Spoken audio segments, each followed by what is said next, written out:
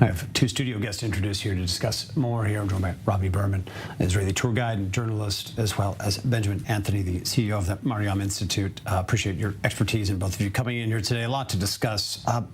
But first, Benjamin, on the words of the president, it seems to be one speech after another right now from leaders here that is just unequivocal, clear. There's no hedging on the moment we're in and what should be done.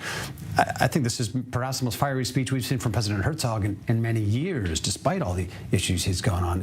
Are we getting a reflection of the real mentality of the nation right now, from wall to wall, on what needs to be done?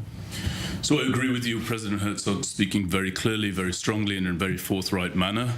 I know that wall to wall among the citizenry of the States of Israel, people want to see, rightly, they want to see Hamas toppled, destroyed inside the Gaza Strip, and prevented from ever reconstituting itself. However, having said that, much is yet to be known about what the political echelon will decide, and indeed the senior ranks of the defense establishment.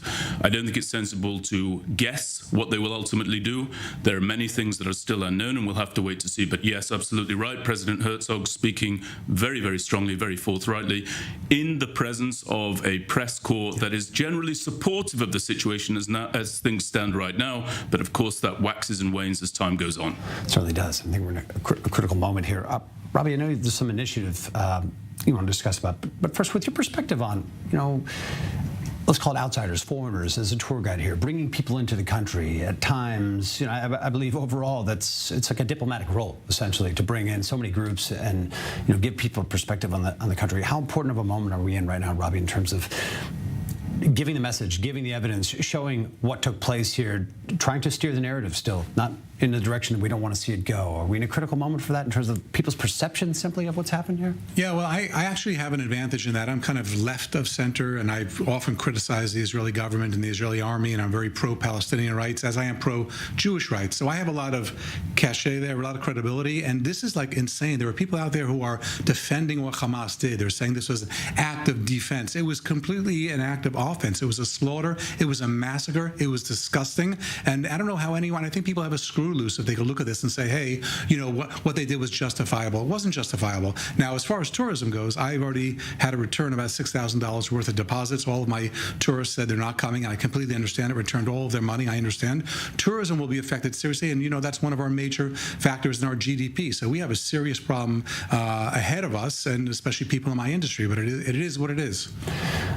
Look, one of the elements that I think we hardly even mentioned today, the at least 150, we're still unclear exactly the number of Israelis taken hostage into the Gaza Strip, this being perhaps the gaping wound among many around the situation right now.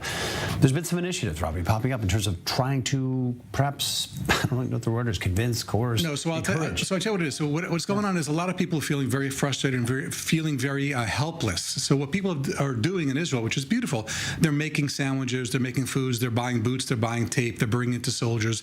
That's great. I was trying to think a little bit bigger what I could do. And I realized, in my past life, I was a fundraiser. I raised over $20 million. So I called a couple of high net worth individuals and asked if they would pledge for me to offer a reward to any Palestinian in Gaza that would somehow save an Israeli hostage. Now, they can do this in multiple ways. If they find out, if they suspect they have the coordinates of where the hostage is being held, they can send...